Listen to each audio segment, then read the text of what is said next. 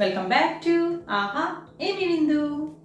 ఒక మంచి healthy and tasty snack recipe చూపిస్తాను. మెయిన్గా ఈ స్నాక్ వెయిట్ లాస్ అవ్వాలనుకునే వాళ్ళకి, చిరుతిండ్లు బాగా తినాలనిపించే వాళ్ళ కోసమును.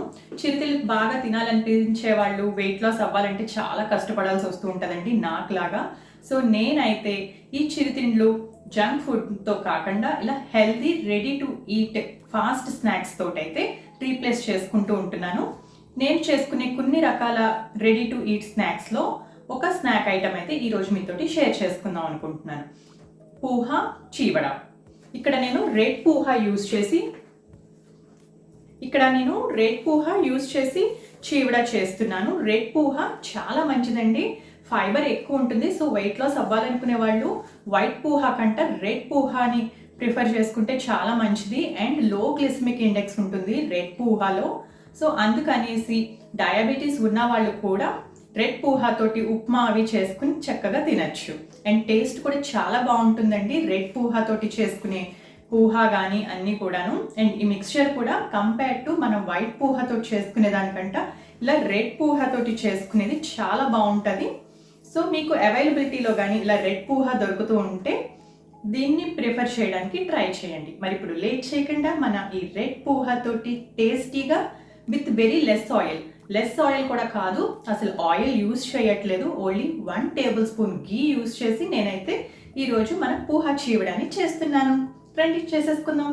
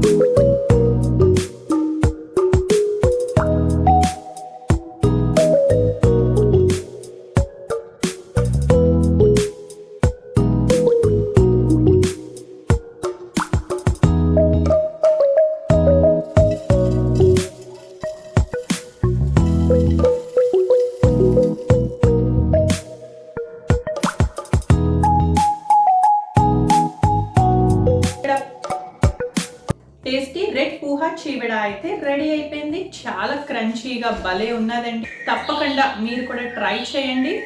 అండ్ ఇప్పుడు ఎలా ఉన్నదో మీకు నేను టేస్ట్ చూసి చెప్తాను. సూపర్ ఉన్నది. అదండి ఈరోజు వీడియో. మీకు కూడా నచ్చిందని అనుకుంటున్నాను. తప్పకుండా లైక్ చేసి మీ ఫ్రెండ్స్ అండ్ ఫ్యామిలీ మెంబర్స్కి షేర్ చేయండి. నన్ను సపోర్ట్ చేయండి please. See you, bye bye in the next video.